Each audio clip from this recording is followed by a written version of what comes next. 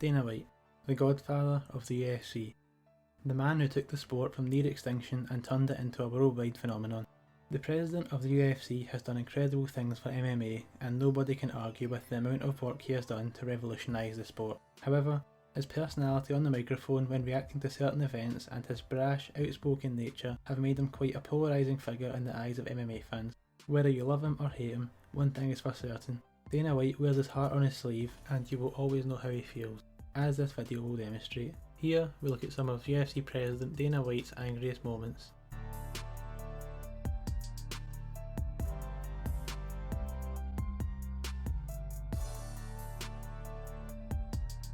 UFC Fight Night 125 was the UFC's first ever event in Belém, Brazil.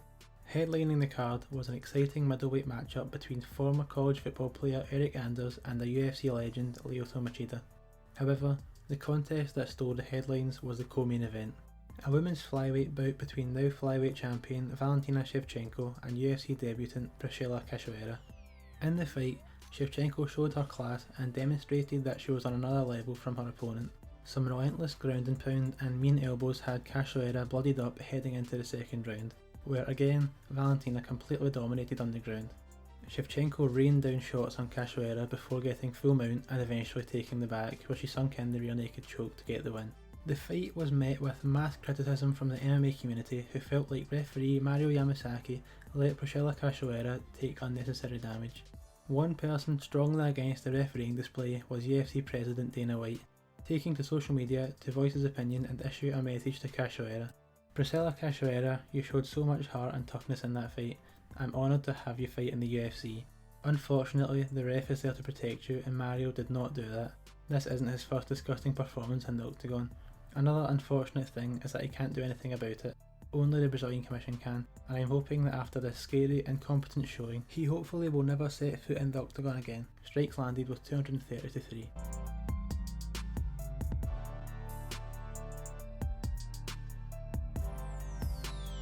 Elite Extreme Combat, more commonly known as Elite XC, was a professional MMA promotion based in the USA. The first Elite XC event was headlined by Frank Shamrock and Renzo Gracie, and the card featured other notable names such as Bigfoot Silva, Charles Crazy Horse Bennett, Gina Carano and Mike Pyle. The promotion had a number of high-level competitors in its time, including Robbie Lawler, Nick Diaz and Jake Shields.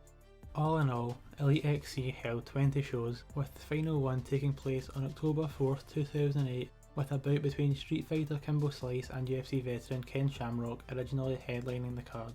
However, on the day of the show, Ken Shamrock was forced to withdraw from the bout due to a cut above his eye while training. After scrambling to find a replacement for Kimbo, Elite XC finally turned round to unknown prelim fighter Seth Petrozelli. Slice accepted the fight and the event was saved. However, early in the fight, Petrozelli ruined the plans of Elite XC and beat Kimbo Slice by knockout.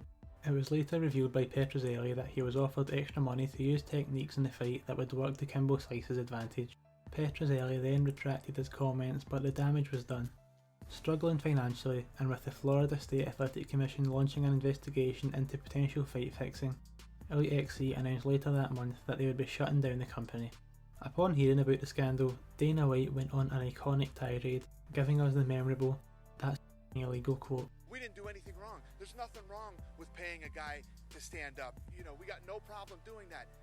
Yes, you scumbag, there is a problem with that. That's fucking illegal.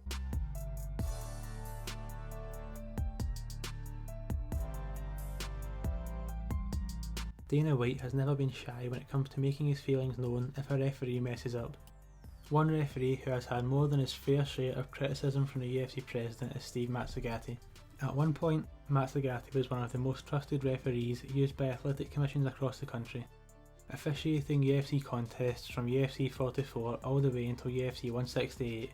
He has had plenty of experience under the bright lights of a big event. However, Dana White was never much of a fan, with the first notable incident coming before UFC 100. Brock Lesnar was upset with Mazzagatti for the way that he officiated his last fight against Frank Mir, for standing the fight up at one point and for being too slow to stop the fight when Lesnar tapped. Commenting on Brock's disdain for the referee, White made several negative remarks toward Mazzagatti, saying, "I think he's the worst ref in the history of any fight business ever." White wasn't finished there, After a controversial end to a fight between John Fitch and Josh Burkman at a World Series of Fighting event, Dana went on his most well-known Steve Mazzagatti rant to date. Does anybody here disagree with me that Mazzagatti is a fucking toolbox? I mean, he literally did nothing. And literally, when he goes limp and he's out. Then he rolls him fucking over. Lets his head fucking flop to the thing and then stands up over him. He's literally like this, standing up over him before Mazzagatti even fucking gets in the picture. The Nevada State Athletic Commission is gonna keep this fucking guy around until he seriously hurts somebody. That guy is dangerous. It's disgusting. At what point do you realize that this guy's an incompetent fool? And he's gonna hurt somebody. He fucking stands there like this. And I said it a long time ago. The guy shouldn't even be watching MMA on television, let alone fucking reffing it.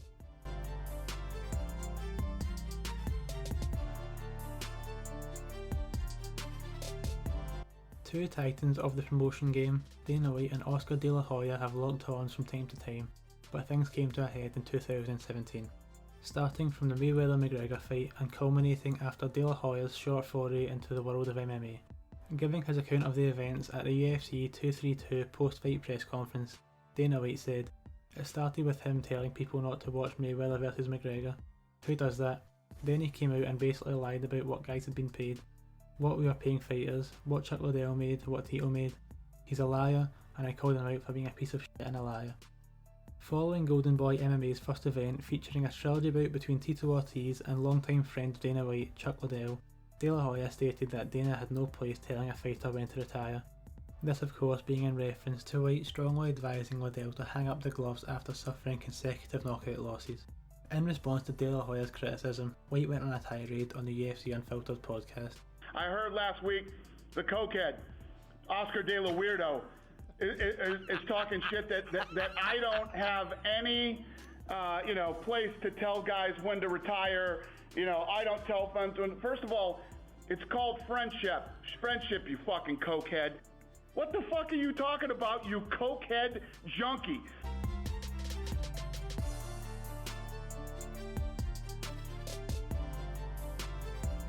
Conor McGregor is a man that will pretty much always steal the headlines, no matter what the situation. A UFC 223 media day was no exception. After Khabib Nurmagomedov cornered and slapped McGregor's friend and training partner Artem Lobov, the Irishman was enraged and jumped on a plane to Brooklyn to exact revenge. Accompanied by a large group of his friends and countrymen, Conor McGregor attacked the fighter bus carrying Khabib in an attempt to get the Russian out and fight. However, when Khabib was unable to get off the bus, Conor rushed to pick up a dolly before throwing it through the bus window. The window completely smashed, cutting the forehead of Michael Chiesa, getting glass in the eye of Ray Borg, taking both men off the card, and completely traumatising Rose Namajunas. Shortly after, Dana White took to ESPN to condemn the incident, labelling the Irishman's actions as disgusting, criminal, and even questioning if the former champ was on drugs. Eventually, the footage from the bus attack was used as promotion for Khabib's title defence against McGregor, lining the pockets of everyone involved, so I'm sure Dana didn't stay mad for long.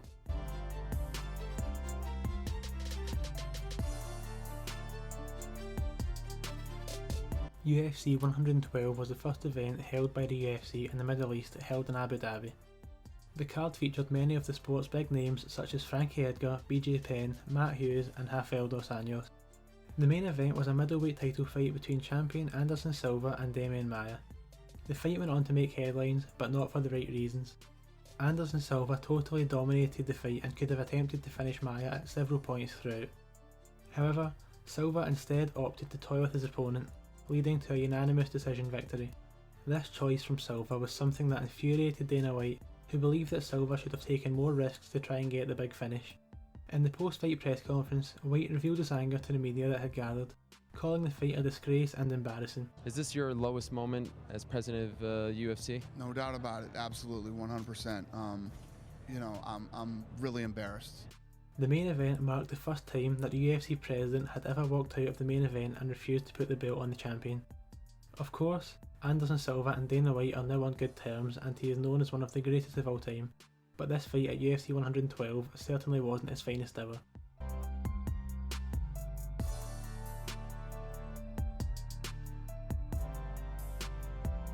UFC 146 was the first card in UFC history that had a main event comprised entirely of heavyweight bouts.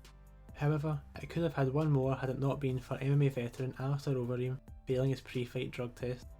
Originally, Overeem was slated to take on Junior Dos Santos for a crack at the heavyweight belt, a position he got himself in after a first round knockout of Brock Lesnar in his UFC debut. However, he was withdrawn from the card after his pre-fight drug test revealed that he had largely elevated levels of testosterone. This change of main event caused a shake-up throughout the entire main card. Frank Mir, who was scheduled to fight Cain Velasquez, would instead get the title shot. Cain would now take on Bigfoot Silva, who was originally set to take on Roy Nelson.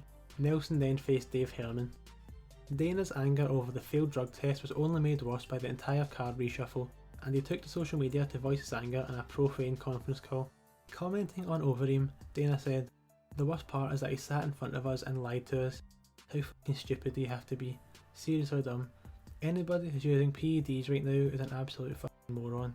It's beyond comprehension. You're an absolute moron, a brain dead absolute fucking dummy. It goes beyond the guy to have any common sense whatsoever." Rumours began to spread as to whether or not Overeem would remain as part of the promotion. Thankfully, he did, and is now one of the best heavyweights to ever set foot in the octagon.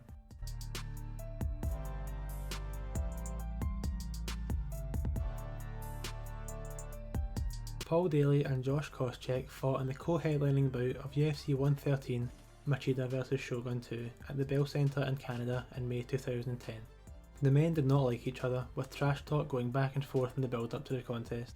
The pre-fight build-up from both men had fans looking forward to what was shaping up to be an explosive co-main event, and to add extra excitement, Dana White had revealed that the winner would be next in line for a shot at Georges St. Pierre. However, in what turned out to be an ultimately disappointing fight, Koscheck wrestled Daly to a decision victory.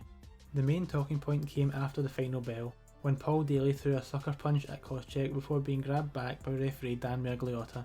In the post-fight press conference, a visibly disappointed and let down Dana White addressed the incident, stating that Daly would never fight in the organisation again. Even if he went out and became the #1 pound-for-pound fighter in the world, he would not get another fight in the UFC. Have you follow up on that incident? He's done. I don't give a shit if he's the best 170 pounder in the world. He'll never come back here again. We're talking Paul Daly. Yeah. You're cutting him from the UFC. Yeah. He'll never come back.